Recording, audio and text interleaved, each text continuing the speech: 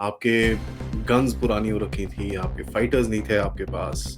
तेजस 30 साल से अटका हुआ था, ना उड़ा, ना कुछ, किसी को पता ही नहीं क्या हो रहा है। वेपनरी नहीं थी, जो रशिया से जहाज लिया गया, सू-30 सुखोई, वो सिर्फ जहाज लिया था, उसके अंदर कोई एम्यूनिशन नहीं ली थी। सो वो सिर्फ दिखाने के लिए था कि हमारे पास है। जब रफाल खरीदने की बात हुई, एग्ज़ैक्टली वही करने वाले थे, वो सिर्फ जहाज का एक खोखा लेने वाले थे, जिसमें 2 इंजन, 1 पायलट बिठा के, बाकी एक वेपन नहीं था उसके अंदर।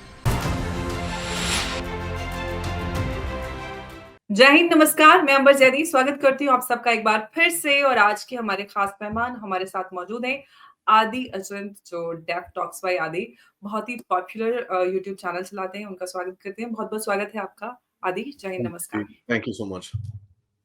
आदि, आज मैं आपसे एक ऐसा मुद्दा कहें या फिर एक ऐसा टॉपिक डिस्कस करना चाहती हूँ। अ, अगर भारत की मिलिट्री पावर या फिर हम इस शक्ति की बात करते हैं, सैन्य शक्ति की, पिछले 10 सालों में, साढ़े 10 या 11 साल ओवरऑल हम बात करते हैं, उसमें कितना बदलाव आया, क्या कुछ हमें और करने की ज़रूरत है? जिस तरह की स्थिति में भारत लगातार बना हुआ है और किसी भी हम उसकी बात करते हैं शक्ति की या ताकतवर देश की, तो उसके लिए बहुत इम्पोर्टेंट होता है कि उसकी सैन्य शक्ति कितनी है, कैसी है, फार्मा की बात करें, ऑयल की बात करें या फिर आर्टिलरी की बात करें, तो ये बहुत इम्पोर्टेंट हो जाती है, जो एक देश को पावरफुल बनाता है। अभी हमारा रिपब्लिक डे आने वाला है और कई सारी चीज़ें ऐसी हैं जो हमें सामने आती हैं कि उसमें जो इंडियन आर्मी है, उसने रिप्लेस किया है पैकम्यूज़ को रोबोटिक डॉग से, और वो डिस्प्ले होने वाला है इस रिपब्लिक डे पर। और इंडिया एक डिफेंस डील की भी बात हो रही है, जो 1.5 लाख करोड़ की है, जो मार्च 31 से पहले, जो ये हमारा फाइनेंशियल फिस्कल ईयर रहेगा, उस पे पहले ही वो हो जाएगी। उस पे मैं आपको समझ लूँ, ये सारी चीज़ें मैं आपसे समझूँगी। सबसे पहले तो इस पूरे 10 साल या साढ़े 10 साल हम कहें, आप भारत की जो सैन्य शक्ति है, उसको कैसे देखते हैं? कहाँ पे पाते हैं और क्या-क्या आपको लगता है कि हमें अपग्रेडेशन की ज़रूरत है? देखिए बोलते हैं ना, एक पुरानी सेइंग है, "there is miles to go before we sleep." And वो तो है। बट देखिए, जिस हालत में हम लोग थे 2014 में, जब आपके पास 3-5 दिन का वॉर वॉर रिजर्व था, उतनी एम्यूनिशन नहीं थी आपके पास।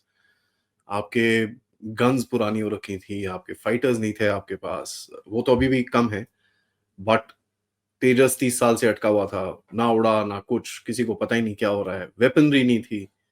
आपको ये जान के हैरानी होगी कि जो यूपीए की तरफ से जब जहाज लिए जाते थे, स्पेशली जो रशिया से जहाज लिया गया, सू-30 सुखोई, वो सिर्फ जहाज लिया था, उसके अंदर कोई एम्यूनिशन नहीं ली थी। सो वो सिर्फ दिखाने के लिए था कि हमारे पास है। जब रफाल खरीदने की बात हुई, एग्ज़ैक्टली वही करने वाले थे, वो सिर्फ जहाज का एक खोखा लेने वाले थे, जिसमें 2 इंजन, 1 पायलट बिठा के, बाकी एक वेपन नहीं था उसके अंदर। तो देखिए, 10 सालों के अंदर आप एक इस पोज़ीशन पे आए हो कि नेट इंपोर्टर से हो के अब आप एक्सपोर्टर 25,000 करोड़ रुपए की बात करते हो, अभी तो नेक्स्ट टारगेट 50,000 और 1 लाख करोड़ रुपए की बात कर रहे हैं लोग। तो ये एक बहुत बड़ा डिफरेंस है सर, जिसके अंदर बहुत लोग फॉल्ट्स निकालेंगे और मैं भी निकालता हूँ, उसके अंदर कोई बात नहीं है। But we have to acknowledge जो हमारा एक इकोसिस्टम, डिफेंस इकोसिस्टम खड़ा हुआ है आज। There is a huge difference. और ये चीज़ होती है एक आपका एक पॉजिटिविटी लाने के लिए और एक एक सेटअप बनाने में, जहाँ पर आप एनकरेज करते हो कि भैया आप करो, कोई बात नहीं, वी विल सी। आप करो, लेट्स डू स्टफ। तो आप अभी देख रहे हैं छोटे-छोटे स्टार्टअप्स क्या-क्या चीज़ें बनाते हैं। आज मैं देख रहा था, बैंगलोर में एक स्टार्टअप ने विंग ड्रोन बनाया है, उसका फर्स्ट टेस्ट फ्लाइट हुई थी। एक बंदा है डीजी प्रोपल्शंस करके, उसने इतना सा छोटा-सा जेट इंजन बनाया है, ड्रोन्स के लिए और ये सब चीज़ों के लिए। तो काफ़ी मतलब there is a lot of development, ecosystem आपका बना है और डिफेंस के लिए देखिए हमेशा 20 से 25 साल लगते हैं। सो द नेक्स्ट 10 इयर्स और भी एक्साइटिंग होंगे आपको, जब आपका इकोसिस्टम थोड़ा मैच्योर करेगा, आप दुनिया में क्या हो रहा है उसको देखोगे। और एक टाइम था जब चाइना का स्टैंड ऑफ शुरू हुआ था, तब हम देखते थे, बोलते थे, सारे डिफेंस एक्सपर्ट्स बोलते थे, अगर चाइना स्वॉर्म ड्रोन्स लेके आ गया तो आप क्या करोगे? स्वॉर्म ड्रोन्स क्या होते हैं? अभी आप वो देखते हो ना, लाइट शोज़ देखते हो, जो रात में वो ड्रोन के शोज़ होते हैं, light shows, that is called a swarm drone. अभी वो डांस कर सकते हैं आधी रात में, उसके नीचे बॉम्ब लगा दो तो वो अटैक भी कर सकते हैं। It's a simple program, right? और ये चीज़ भारत ने कभी सुनी भी नहीं थी 2020 तक, जब चाइना के पास थी। अब आप देखिए, हर एक फेस्टिवल में, जैसे मैं कर्नाटका में रहता हूँ, यहाँ पर दशहरा का फेस्टिवल होता है, क्या स्वॉर्म ड्रोन का शो होता है, ओहो हो! ब्यूटीफुल।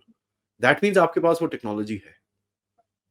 अगर आपके पास इतनी टेक्नोलॉजी है कि आप सिविलियंस को दिखा सकते हो, लाइट शो करा सकते हो, तो ऑब्वियसली आपकी मिलिट्री के पास भी वो टेक्नोलॉजी है। अब बात कर रहे हैं, आपने रोबोटिक डॉग्स की बात करी, जो चाइनीज़ यूज़ करते हैं, और भी दूसरी आर्मीज़ यूज़ करती हैं, इंडिया के पास भी आ गए हैं। पहले वेपन्स नहीं थे होते थे आपके पास, राइफल्स नहीं थी आपके पास बुलेट प्रूफ वे नहीं था। आपको ये जान के हैरानी होगी, बुलेट प्रूफ वेस्ट जो खरीदी थी, वो 14 किलो की होती थी। आप सोच सकते हैं किसी बंदे को, वैसे ही उसकी पीठ पे 30 से 35 किलो का भार है, हाथ में 8, 10, 12 किलो की राइफल है, उसके ऊपर आप उसको बोलो 14 किलो का बुलेट प्रूफ पहन ले, वो हिलेगा कहाँ से उसके बाद? वो भी इंसान है यार, बट वो भी पहन के हमारे सैनिक घूमते थे। एक एक यहाँ पर साउथ इंडिया में एक बंदा हेलमेट्स बनाता था, जो ब्रिटिश आर्मी और यूएस आर्मी को सप्लाई करता था, लेकिन हमारी आर्मी उससे नहीं लेती थी, क्योंकि पता ही नहीं था लोगों को यहाँ बनते हैं। रशियन आर्मी के जितने भी जूते हैं आज, कानपुर में बनते हैं। सो एक इकोसिस्टम आपकी तरफ से तैयार किया गया है। अब वो इकोसिस्टम धीरे-धीरे करके बढ़ेगा, मैच्योर होएगा, रिसर्च करेगा, अपना एक चीज़ें निकालेगा। आज के ही दिन पे आप देखिए 3 आपकी शिप्स बाहर निकली हैं। You know, and these are top of the line ships, जिसके अंदर एडवांस टेक्नोलॉजी है। आईएनएस सूरत एंड आपकी जो सबमरीन्स हैं और ये सब चीज़ें बाहर निकली हैं। तो इससे आपको एक चीज़ दिखता है कि एक मूवमेंट है, और ये चीज़ें इंडिजिनस हैं, आपकी अपने आप बना रहे हो आप, थोड़ा बहुत इधर-उधर से लेते हो।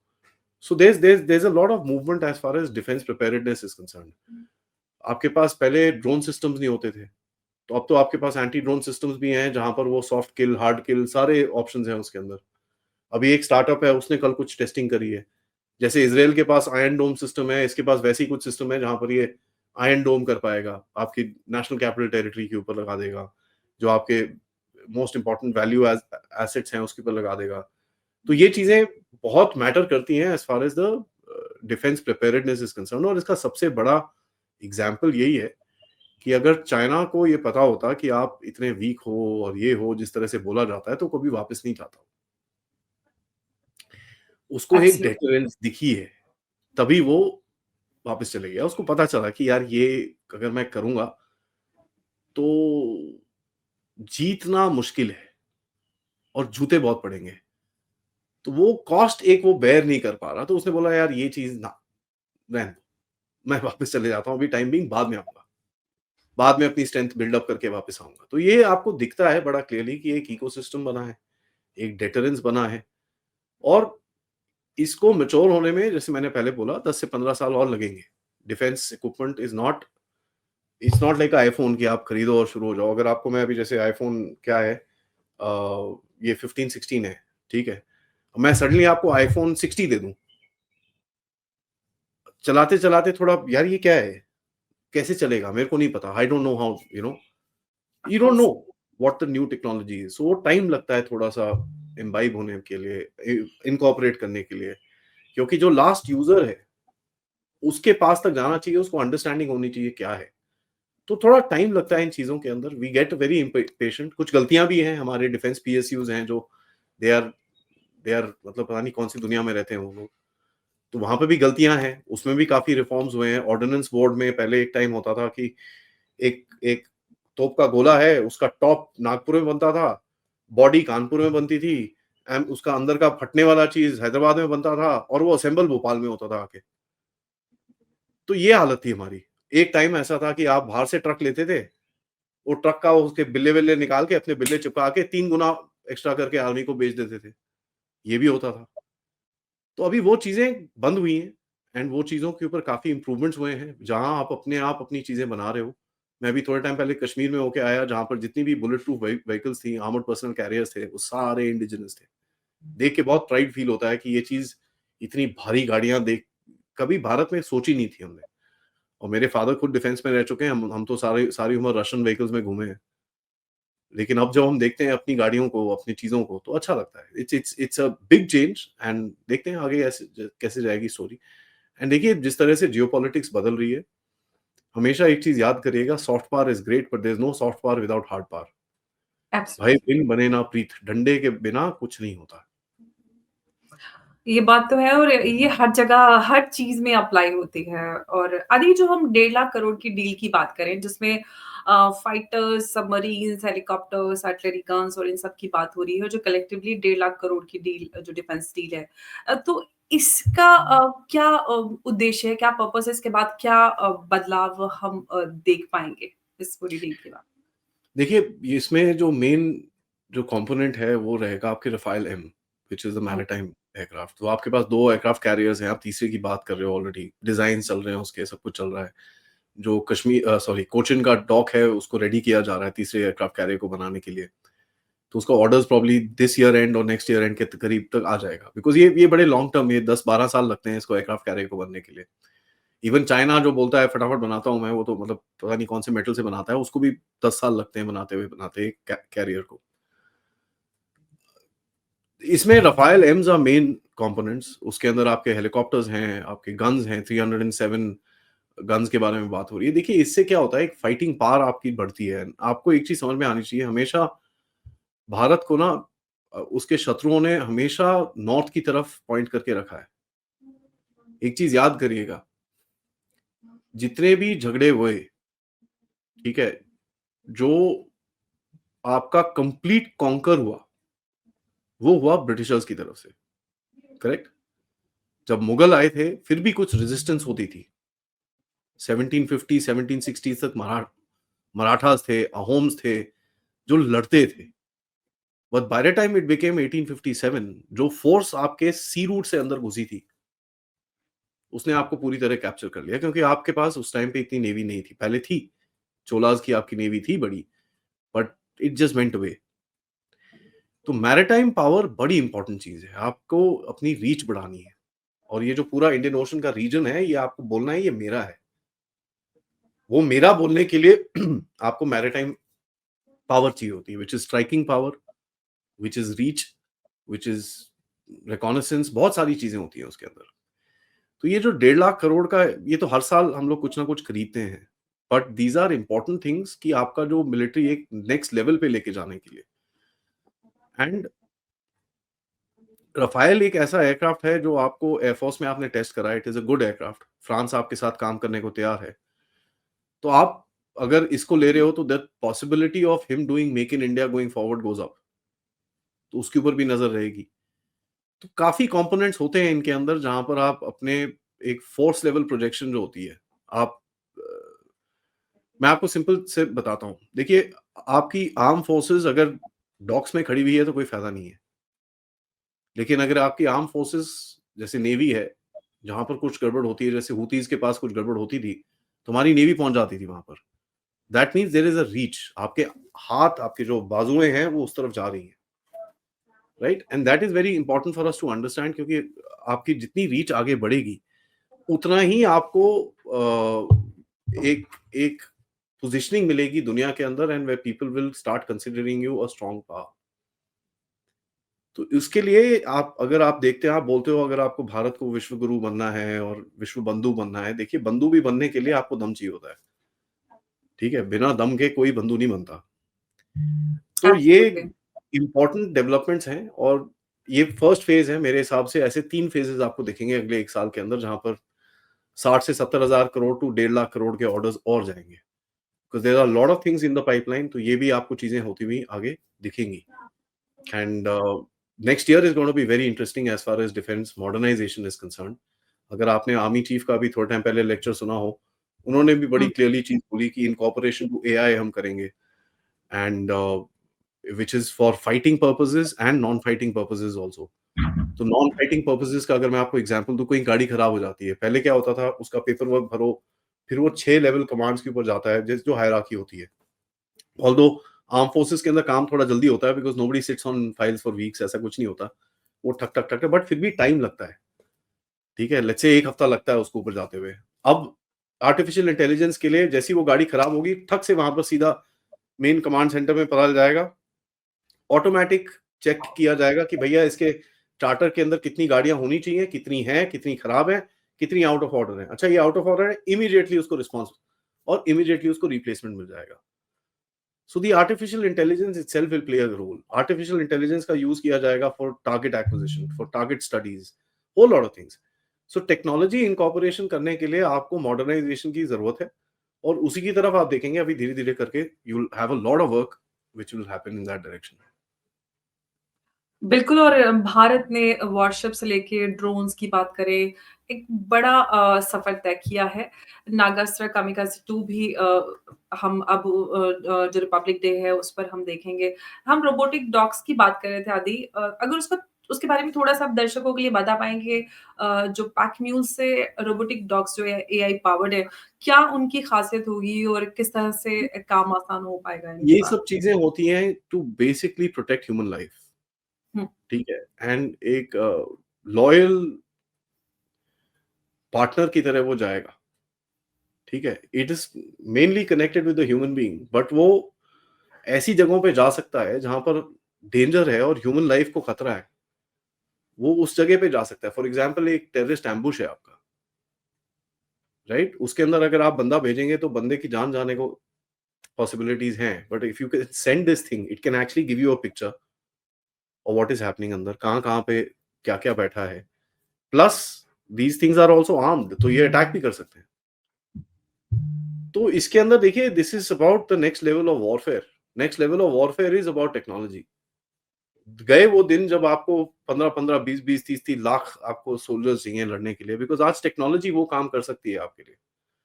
और आप डॉग्स की बात कर रहे हो, अभी 2-3 दिन पहले एक एयरक्राफ्ट भी रिलीज़ और अभी उसकी टेस्टिंग चल रही है धीरे-धीरे करके। It's called the cats warrior. Cats warrior is a loyal wingman, मतलब एक फाइटर एयरक्राफ्ट मैन्ड जा रहा होगा, उसके साथ 4-5 नॉ अनमैन्ड जाएँगे। ये सेफ डिस्टेंस पे रहेगा, he will send one of these guys inside which is unmanned and do the mission and come back. तो ये चीज़ें हैं to basically protect human life, कितना आप उसको प्रोटेक्ट कर सकते हो, ठीक है? बिकॉज़ हार्म्स वे में जाना eight the end of it, क्योंकि आप देखिए, एक वॉरियर को ट्रेन करने के लिए जो कॉस्ट लगता है आपका, फॉर एग्ज़ाम्पल एक पायलट को just to pilot to train the pilot, hmm. ठीक है? Just to fly a fighter aircraft, flying की बात कर रहा हूँ मैं, बॉम्बिंग-शॉम्बिंग ये वो मिशंस की बात नहीं कर रहा, कम से कम 100 करोड़ रुपए लगता है आपको, एक पायलट को ट्रेन करने के लिए। And this is apart from his salary, his house, his this, his that, whole lot of other things. The cost is very high. तो आप एवरी टाइम आप किसी डेंजर ज़ोन में जहाँ पर आप किसी और चीज़ को भेज सकते हो, you are sending a human life. एक तो human life loss which is crazy, ऊपर से आप कॉस्ट भी इतना डाल रहे हो on training that thing. And ये ऐसा नहीं है कि पायलट अभी अंबर जी मैं आपको चलो आपको फ्लाइंग स्कूल भेज देता हूँ, कल सुबह आप पायलट बन के आ जाना। ये एक जो विंग है यहाँ पर मैंने लगा रखा है, ये वाला, ये पहनते-पहनते डेढ़ 2 साल लग जाते हैं, 3 साल लग जाते हैं लोगों को। You know and to get proficient to be able to fly in a battle scenario 5-6 साल। तो time taken to train a pilot, time taken to train a warrior is so high, because इतना technology, इतना सब कुछ उसको imbibe करना पड़ता है। तो cost, the time is so much कि आप इनको अफोर्ड नहीं कर सकते लूज़ करने के लिए। अब जैसे हमारे स्पेशल फोर्सेस वाले जवान होते हैं, जो जाते हैं, वो बेचारे हाई रिस्क ऑपरेशंस करते हैं, उनमें उनकी डेथ्स भी होती है, but they are very costly, you know. उनका इक्विपमेंट, उनका ट्रेनिंग, उनका सिलेक्शन, क्योंकि हर कोई स्पेशल फोर्सेस नहीं बनता। 1000 में से 1 बंदा निकलेगा जो स्पेशल फोर्सेस के लायक होगा। सो ये इम्पोर्टेंट चीज़ें हैं। देखिए technology imbibing is very, very critical. Now dogs का आपने जैसे बात करी, ये चीज़ें हमने दूसरी कंट्रीज़ में भी देखी हैं। We have seen that in America, we have seen that in China. है ना? ये ये डॉग्स हैं, म्यूल्स हैं, उनके पास बर्ड्स हैं, हमारे पास भी हैं। हमारे पास मच्छी क्या मच्छर, मक्खी, ये वो उस साइज़ के भी ड्रोन्स हैं, which are called micro mini drones. हुँ, स्पाइंग के लिए बड़ा काम में आते हैं ये। सो आई मीन आपको पता है यहाँ पर कमांड सेंटर है, मेरे को उनकी बात सुननी है, तो मैं एक मच्छर भेज देता हूँ अंदर। पता भी नहीं चलेगा कि वो कहीं किसी कमरे में बैठा है, पूरी बात उसकी सुनाई दे रही है। हुँ। तो ये चीज़ें, this is the next level of technology, right? तो इसका अगर आप नहीं करेंगे तो यू विल बी ओनली वो, जैसे पाकिस्तानी लड़ते हैं ना अभी, जी, ठीक है? वही रहेंगे आप। We can't be that anymore. अगर आपको एक ग्लोबल पावर बनना है, you have to be on the cutting edge of technology. And technology आपको बाहर से उतनी ही मिलेगी, ये चीज़ हमेशा याद करिएगा। आपको टॉप लाइन टेक्नोलॉजी कोई नहीं देगा। चाहे आपका जितना मर्ज़ी अच्छा दोस्त हो, लोग बोलते हैं रशा आपका बड़ा अच्छा दोस्त है, बट आपको टॉप एंड टेक्नोलॉजी नहीं देगा वो। क्योंकि अगर एब्सोल्यूटली, आपको टॉप एंड टेक्नोलॉजी देगा, तो फिर अपने आप क्या करेगा वो, राइट? तो बिल्कुल। आपको टॉप एंड टेक्नोलॉजी अपने आप बनानी है, एंड दैट इज़ क्रिटिकल। अब जैसे बिल्कुल। जो चीज़ें एक्सपोर्ट्स होती हैं हमारी पिनाका मिसाइल्स हैं और ये सब हैं जो एक्सपोर्ट्स होती हैं, these are our technology. BrahMos है, it's a joint production between Russia and India. Basic missile बनाई, उसके बाद जो उसके अंदर एनहांसमेंट्स हुए हैं, जो आज ब्रह्मोस का नाम है, दैट इज़ ऑल इंडियन। तो जब इंडोनेशिया अभी इंडोनेशिया के साथ डील साइन होने वाली है, वियतनाम, फिलीपींस ये लोग आके बोलते हैं भई हमको ब्रह्मोस दे दो। तो that is an Indian technology which is going there and ये एक ऐसी टेक्नोलॉजी है ब्रह्मोस की जो इसको शूट डाउन करना बहुत डिफिकल्ट है। It's next to impossible currently to shoot it down. तो ये प्राइड की बातें हैं कि आप भी इतनी हाई-टेक में चीज़ें कर रहे हो। ऑल्दो क्रिटिसिज़्म भी करते हैं लोग but we also must appreciate the achievements that have happened जो पहले नहीं थी इस देश के अंदर। बिल्कुल। आप बाहर से एम्युनिशन लेते थे, आपको पता है? Now 89% of your ammunition comes from India itself. तो 89% इज़ अ ह्यूज नंबर। पहले आपका 10 या 15% एम्युनिशन भारत से आता था। So there is a huge difference 10 साल में एक इकोसिस्टम खड़ा हुआ है, एक पूरा सेटअप खड़ा हुआ है जो पहले बिल्कुल नहीं था। कहीं दूर-दूर तक कहीं पे नहीं था। It just wasn't there. Absolutely और मेक इन इंडिया की जो नींव प्रधानमंत्री मोदी जी ने रखी, उससे काफ़ी फ़ायदा डिफेंस सेक्टर में भी हुआ है। और हम ऑफ कोर्स अगर हम क्रिटिसाइज़ करते हैं कि कहाँ पर कमी है, वो तो हमारा दैट्स राइट, अधिकार है, बनता है दैट्स बिल्कुल। Fine, that's fine. लेकिन जो अचीवमेंट्स हैं, उनकी हमने चर्चा की। लेकिन जो ख़ास तौर से फाइटर एयरक्राफ्ट्स की बात करते हैं, चाइना ने इनविजिबल फाइटर एयरक्राफ्ट टेक्नोलॉजी उन्होंने लॉन्च कर दी है। हम थोड़ा-सा इस उसमें थोड़ा-सा पीछे नज़र आते हैं। आप इस पे क्या कहते हैं? चाइना का क्या है ना देखिए बहुत प्रोपेगेंडा भी करता है। उसने एक so called 6th generation aircraft बनाया। हुँ, हुँ। देखिए 6th जनरेशन नाम की कोई कोडिफिकेशन हुई नहीं है दुनिया में अभी तक। It's just not happened. तो 6th जनरेशन कैसे क्लेम कर रहा है मुझे नहीं पता। सेकंडली अगर शेप से 6th जनरेशन होता है तो अमेरिका ने ऐसा जहाज 1970 में उड़ाया था। तो यू नो तीसरा चीज़ देखिए या इट्स गुड चाइना ने काफ़ी एफर्ट्स करे हैं, काफ़ी सीखा है उसने जो हम अभी करने की कोशिश कर रहे हैं, पिछले 20-30 साल उसने करा है। बट देखिए इतना आगे नहीं है वो। He is got his challenges but एक चीज़ हमको चाइना से सीखनी है कि इन स्पाइट ऑफ चैलेंजेस वो फिर भी अपने रिसर्च डेवलपमेंट को आगे बढ़ाता है। एंड देखिए जो आपका शत्रु से भी आपको कुछ सीख मिलती है, उससे सीखना है हमको। वी बिल्कुल। मस्ट अंडरस्टैंड दैट कि अगर ये देखो एक ऐसा कंट्री है जिसके पास अपने इंजन्स तक नहीं है। उसके engines are very underpowered and this and that but उसने फिर भी कुछ बना के उड़ाया है। और यहाँ पर हमारी एक कमी है, राइट? फाइटर टेक्नोलॉजी के अंदर हमारी कमी है। ऑल्दो उसके ऊपर काफ़ी काम चल रहा है एंड देखिए हमने फिर से गलती करी जाके हम अमेरिकन से बोला कि भैया हमको इंजन दे दो। अमेरिका आपको इंजन देने को मतलब हाँ, हाँ, हाँ, हाँ, हम दे देंगे। अब जियोपॉलिटिकल राइवलरी के चक्कर में आपको नहीं दे रहा वो। बिल्कुल। लेट हो रहा है, ये हो रहा है, वो हो रहा है।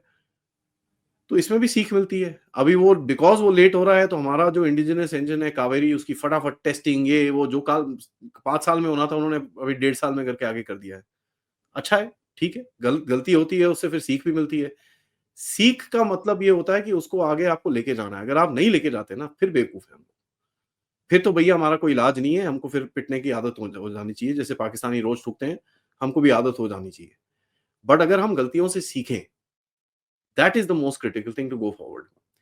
फाइटर्स देखिए एक ऐसी बला है, अगर मैं आपको ये वर्ड थोड़ा लूज़ली यूज़ करूँ, सिर्फ़ 8-10 देश दुनिया में बना सकते हैं। इंजन्स 3-4 देश बना सकते हैं। So it's not something which is massly available और भारत ही नहीं कर पा रहा, राइट? अ, इनका जो अमेरिकन्स का F-16 है, पहली बार ये 1970 में उड़ा था। 50 साल हो गए उस जहाज को, आज भी उड़ा रहे हैं उसी को। तो बहुत लोग बोलते हैं, "ओह! भारत भी 50-60 साल" अरे भाई उनके भी जहाज देखो 1970 से उड़ रहे हैं वो। ओनली फैक्टर इज़ उन लोगों ने सोचा है उसके बारे में कि भई इसको कैसे अपग्रेड करा जाए, किस तरह किया जाए, जो पिछले 30-40 साल में हमने नहीं करा। हमारे यहाँ पर तो कोई सोचता ही नहीं था इन चीज़ों को। अब यहाँ पर लेके भी आए मोदी साहब, वो 36 रफ़ाल लेके आए। देखिए किस तरह का प्रोपेगेंडा चलाया गया। जी स्कैम हो गया, जी ये हो गया, जी वो हो गया। आदि मैं इसी पे आ रही थी कि जब हम बात करते हैं डिफेंस डील्स की या मिलिट्री पावर की, क्योंकि कोई भी जो पावरफुल देश होता है, उसको सैन्य शक्ति बढ़ाना बड़ा आवश्यक होता है, जैसे कि हम इस पे काफ़ी चर्चा कर चुके हैं। सवाल ये है कि हम राफ़ेल की भी हमको याद है कि पिछले कुछ सालों में जब भी राफ़ेल डील पे इतनी ज़्यादा राजनीति हमें देखने के लिए मिली। जब भी भारत अपनी सैन्य शक्ति पे काम करने की कोशिश करता है, सरकार उस पे कोई भी इस तरह का कोई डील करती है, जब भी कुछ भी ऐसा कुछ चर्चा में आता है, तो जो विपक्ष है हमारा, वो इतनी राजनीति करता है। हम मानते हैं कि सत्ता पक्ष और विपक्ष में राजनीति होती है और एक-दूसरे से आमने-सामने आप होते हैं। लेकिन जब बात आती है बॉर्डर सिक्योरिटी की, रीजनल पीस की, तो इस पर राजनीति क्यों नज़र आती है? जब भी कोई डिफेंस डील हो, डिफेंस बजट हो, बहुत ज़्यादा चर्चा होती है कि नहीं देखिए बेरोज़गारी है, भुखमरी है, इधर ये देखिए इस पे इतना खर्चा किया जा रहा है। इस पे आप क्या देखिए, कहते हैं? The battle of guns versus butter, ठीक है? ये एक बड़ी रेगुलर बैटल है हुँ, कि भाई लोगों को मक्खन दें कि बंदूकें खरीदें। और ये चीज़ बड़ा अच्छी बात है, इसके ऊपर डिबेट होनी चाहिए। इस पे मेरा कोई मानना नहीं है। बट जब आप बोलते हैं कि हमने कुछ खरीदा है, उसके ऊपर आप बेवकूफ़ी नहीं कर सकते, because what what is happening is जो starting from the air force officer जिसने रिकमेंड करा हो fighter right up to the prime minister, वो बोलेंगे यार हम इतना करते हैं उसके बाद भी साले तुम हमको गालियाँ देते हो। मैं नहीं सुनना चाहता गालियाँ यार, मैं नहीं करूँगा आगे। किसी के अंदर भी आएगा और अब थैंकफुली मोदी साहब ऐसे नहीं है, he is not that kind of a person. But देखिए पीपल आर ह्यूमन बीइंग्स यार, बोलेंगे यार ये क्या है? 30 साल के बाद पहली बारी इस कंट्री के अंदर एक नया फाइटर आया। उसको भी आप स्कैम-स्कूम ये वो कर-कुरा के उसके बाद सुप्रीम कोर्ट में जाके सॉरी बोल के आ जाते हो। ठीक है, आज राफ़ेल का कुछ बोलने को तैयार नहीं है क्योंकि उनको पता है झटका दोबारा झटका पड़ेगा, सुप्रीम कोर्ट कंटेम्प्ट हो जाएगा और अंदर जाएँगे उसके बाद। तो ये चीज़ें चलती रहेंगी but you know it's sad that politics को इस बीच में लेके आया जाता है। नेशनल सिक्योरिटी में कभी पॉलिटिक्स आनी नहीं चाहिए। आज जैसे देखिए दिल्ली में आपकी दिल्ली में, आपकी, ठीक है? आपके जो एब्सोल्युटली आपके जो प्यारे-प्यारे एक्स चीफ मिनिस्टर हैं, उनकी पार्टी के ऊपर एलिगेशन लग रहे हैं कि स्कूल में वो बॉम्ब होक्स के कॉल्स कराते थे। बताइए। तो ये तो शर्मनाक बात है ना। आप नेशनल सिक्योरिटी को जेपरडाइज़ कर रहे हो और देखिए कितना स्कूल्स को खर्चा होता होगा उस चीज़ का। आप ये चीज़ समझिए ना, स्कूल खाली करना कुछ ईज़ी बात है। उसके बाद जब भी ऐसा कुछ होगा हर कोई बोलेगा यार मैं और क्या लगा सकता हूँ अपने सिक्योरिटी के लिए, उसको खर्चा करना पड़ता है वहाँ पर। All for what? कि यार अमित शाह को ज़रा नीचे दिखाना है। तो ये तो ऐसा है ये हमारी दुर्भाग्यता है, मैं सही में बोलूँ और पब्लिक हमारे जैसे जो लोग हैं, हमको इन चीज़ों को ध्यान देना पड़ेगा कि यार ये लोग नहीं चाहिए हमको। चाहे मोदी साहब खराब हो बट एटलीस्ट नेशनल सिक्योरिटी में वो आपको गड्ढे में तो नहीं डाल रहे ना। आपको ना पसंद हो मोदी जी, कोई बात नहीं, डज़न्ट मैटर। मैं भी क्रिटिसाइज़ करता हूँ। जब मेरे को कुछ गलत दिखता है ओपनली से इट कि ये ठीक नहीं है। हैविंग सेड दैट मेरे को ये पता है कि the man has national security and national interest in his mind. वो ऐसा कोई काम नहीं करेगा जिसमें हमारी सिक्योरिटी को कुछ गड़बड़ हो। यहाँ देखिए, इल्लीगल बांग्लादेशियों को लाके आप दे रहे हो चीज़ें। वहाँ पर वो मुल्ला मौलवी बैठे हुए हैं बांग्लादेश के अंदर बड़े आराम से बोलते हैं भैया 10 करोड़ बांग्लादेशी घुसा रखे हैं हमारे। अबे बेवकूफ! तुम्हारी टोटल तो 18 करोड़ पॉपुलेशन है, तुम क्या बोल रहे हो? तेरी आधी पॉपुलेशन भारत में बैठी है, तो फिर तुम कंट्री क्यों बन के बैठे हो यार? आ जाओ खत्म करो कहानी। तो ये मतलब नेशनल सिक्योरिटी पे पॉलिटिक्स करना इज़ इट्स शेमफुल एंड मेरे हिसाब से अब देखिए कोर्ट्स को भी मैं क्या बोलूँ बट कहीं न कहीं एक लॉ आना चाहिए कि भई if you are caught doing national security के अंदर पॉलिटिक्स एंड अगर आप गलत प्रूव हुए, आपको 25 साल तक you should not be allowed to come into politics at all. There has to be deterrence that is created otherwise ये बेवकूफ़ी चलती रहेगी। बिल्कुल, ये बहुत अहम बात आदि आपने कही क्योंकि बहुत ब दुःख होता है जब भी हम राष्ट्रीय सुरक्षा के मामलों पर राजनीति होते हुए हम देखते हैं इंटरनल जो हमारी पार्टी है वो ऐसे अड़ जाती हैं। टीवी डिबेट्स में कहा जाता है, ये देखो इतने सैनिक मार दिए, चाइना से कुछ नहीं कहा, ये कर दिया, वो कर दिया। हाँ, वो तो ऐसे ही कहीं न वापस चलेगा ना कहीं हाँ, और तो 2000 किलोमीटर ले गया हमारे, लेकिन चाइना शी जिनपिंग बीजिंग के बीच में खड़े होके भंगड़ा नहीं डाल रहा, है ना? हुँ, ये पहला कंट्री है, चाइना इतना हुँ, दानवीर है कि भैंस की आँख जीत लेता है, लेकिन उसका जश्न नहीं मनाता। भैया लॉजिक जब खिड़की से बाहर फेंक दे ना कोई, उसको कुछ कुछ नहीं कर सकता फिर आप। या तो आप उसके लेवल पे बैठ के उससे आर्ग्यू करो व्हिच इज़ स्टुपिडिटी, या तो ठीक है यार, बेवकूफ हैं, करने दो जो करना है। बट ये देखिए ये चीज़ बड़ी क्रिटिकल है, क्योंकि as a country we need to start rejecting this. Hmm, हमारी क्या रिस्पॉन्सिबल, आप हम लोग सब कुछ उठा के गवर्नमेंट पे डाल देते हैं। मैं वो गवर्नमेंट जो कर रही है ना करे, ठीक है, अगली बारी वोट मत करना उसको, डज़न्ट मैटर। मैं ये पूछता हूँ आपकी मेरी क्या रिस्पॉन्सिबिलिटी है इसके ऊपर? सिंपल सवाल है। ये सिंपल नहीं, आदि बहुत अहम सवाल है क्योंकि ये जो हमारे देशवासी हैं, उनके नेचर में शामिल है। हमें खुदगर्ज़ी सिखाई जाती है, हमें अपने लिए बस अपने बारे में सोचना सिखाया जाता है कि अपने घर का कूड़ा उठा के सड़क पे बाहर डाल दो, अपना घर साफ कर लो, अपने बारे में सोचो। जो sense of giving back to society या संविधान ने हमें जो अधिकार दिए हैं, उन जो हमारी रिस्पॉन्सिबिलिटीज़ हैं कॉन्स्टिट्यूशनल, उसके बारे में हमें कोई अता-पता ही नहीं है। तो धड़ल्ले से सब कुछ चल रहा है, सरकार ने ये कर दिया, सरकार ने वो नहीं किया, सरकार ये, सरकार वो। हर जगह आप सरकार के ऊपर रोना डालते हैं, लेकिन करिए, अपनी कोई ज़िम्मेदारी प्रॉब्लम कभी नहीं फ़िक्र है, बट अपने आप को भी तो सॉर्ट आउट करिए ना। क्या आप गाड़ी एब्सोल्युटली, ढंग से चलाते हैं? क्या बिल्कुल आप सारे नहीं, रूल्स फॉलो करते हैं? Absolutely not. क्या आप कोई इधर-उधर का कुछ काम करते हैं? ये चीज़ों पे हमको भी ध्यान देना है यार। At the end of it we are as much as responsible, each one of us is as much as responsible for national security as the other. वो दिन भूल एब्सोल्युटली, गए हम लोग जब हमको बोला जाता था कुर्सी में बैठने से पहले नीचे देख लो। बिल्कुल। वो दिन भूल गए हम लोग, ट्रेन में बोलते थे, बैक टू बैक अनाउंसमेंट्स होती थी कि कोई खाली बैग पड़ा हो तो बता दो, छूना मत, खोलना मत। कभी सुना है? मैंने तो लास्ट कभी मुझे सुनी याद नहीं है है आदि मैंने तो। हम छोटे थे, तो एकदम फ़िल्म आती थी, उसके बीच में ऐड आता था कि इस तरह का मैडम मैं कोई टॉय हर महीने वो ट्रैवल नहीं। करता हूँ। हर महीने आई ट्रैवल। मैंने आज तक वो अनाउंसमेंट नहीं सुनी पिछले 4-5 सालों के अंदर। नहीं। एवरी हम मंथ आई ट्रैवल। टीवी में ऐड देखा करते थे, बचपन में आता था कि कोई भी इस तरह का और कोई टॉय हो, ये हो, ना हाथ मैंने लगाएँ, 2 ना टेररिस्ट अटैक अपनी आँखों से देखे हैं, बॉम्बे में। ओके? जो आप बॉम्बिंग हुई थी ट्रेन की, और दूसरा जी, 26/11, वो दोनों मैंने अपनी आँखों से देखे हैं। I have been through that. God! मैंने पंजाब में पढ़ाई करी है, जब पंजाब में एक टाइम पे हर छत के ऊपर एक ब्लैक कैट कमांडो खड़ा होता था बंदूक लेके। ये तो हमने देखा है अपनी आँखों से। हमने गोलियाँ चलती हुई देखी हैं उधर पे। बॉम्बे में टेररिज़्म मतलब जो चीज़ें हुई हैं बॉम्बे के अंदर, हमने अपनी आँखों से देखा है। आज कहाँ है वो? बिल्कुल, आई मीन एक टाइम आ गया था बॉम्बे में, जब हम एक कमरे में घुसते थे, हमेशा देखते थे दरवाज़ा कहाँ है? अच्छा वहाँ है, ठीक है। कितना टाइम लगेगा वहाँ से वहाँ? हाँ, ठीक है। कोई और दरवाज़ा है इधर पे? ये साला यहाँ से घुसा तो इस तरफ भाग सकते हैं क्या? This was the situation. कब पता नहीं कब कौन कहाँ घुसेगा, किसी को कोई आइडिया नहीं था, और हम लोग देखते थे एक्चुअली यार, कि इतने डर गए थे हम लोग कि यार ऐसे-ऐसे कैसे होता है? तो किसी बार-वार में चले गए, किसी रेस्टोरेंट में चले गए खाना-वाना खाने के लिए, तो हमेशा देखते थे, एंट्री वहाँ जी, से है, एक और दरवाज़ा उधर है, वहाँ से आई थिंक वो किचन का दरवाज़ा है, चल ठीक है उधर पे घुस सकते हैं। यहाँ से अगर घुसा तो उधर जाएँगे, उधर से घुसा तो इधर भागेंगे। This was something that we used to do.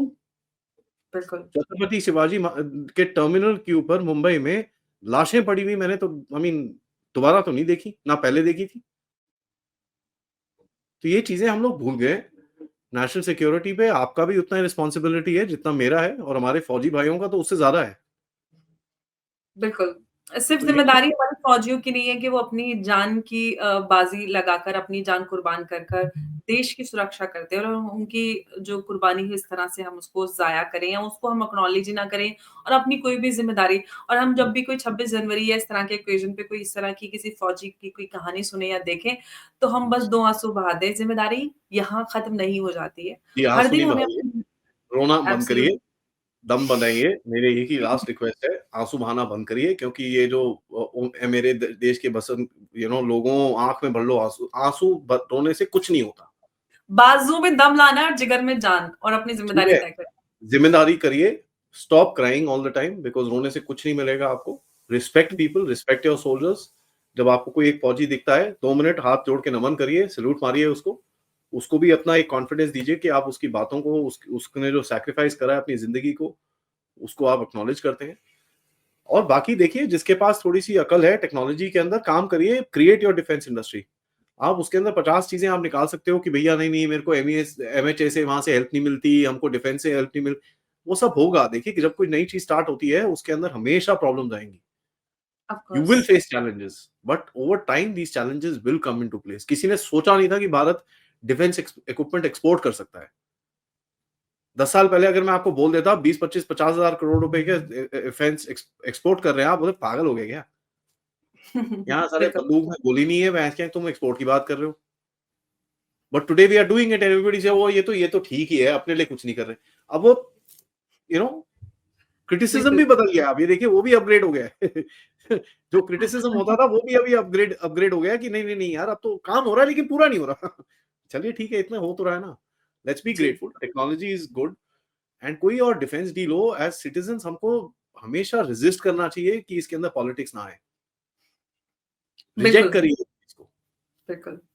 और भारत ने बड़ा लंबा सफ़र तय किया warships to drones, robotic dogs और क्या कुछ नहीं। मेक इन इंडिया के तहत बात करें, हम डिफेंस एक्सपोर्ट भी कर रहे हैं। कई सारे जो हमारे आस-पास के अभी हमारे चीजें तो देश। हमको पता भी नहीं होंगी जिस पे काम चल रहा है। ऑफ़ कोर्स बहुत सारी चीज़ें जो पब्लिक डोमेन में नहीं होती, वो जो बिल्कुल हमें नहीं पता होती, जो चीज़ें हमारे सामने हैं, हमको पता है, हम उसी पे चर्चा कर सकते हैं और चर्चा भी करना चाहिए क्योंकि राष्ट्रीय सुरक्षा का मसला है और चीज़ों पे इस तरह से खुल के हम बात भी नहीं कर सकते हैं। आदि बहुत-बहुत धन्यवाद आपका आज की इस चर्चा के लिए। अहम बिंदु आपने हमारे साथ साझा किए और बहुत कुछ बताया दर्शकों की जानकारी के लिए कि भारत की जो सैन्य ताकत है, वो कहाँ तक पहुँची है, क्या कुछ करना अभी बाकी है और सफ़र आगे तय करना है क्योंकि हमें एक सुपर पावर बनना है और उसके लिए बहुत इम्पोर्टेंट है कि हमारी जो डिफेंस पावर है, वो इसी तरह से बनी रहे और आगे हम बढ़े इसी में। बहुत-बहुत धन्यवाद एक बार फिर से आपका। जय हिंद, नमस्कार, जय भारत। जय हिंद, जय भारत, नमस्कार।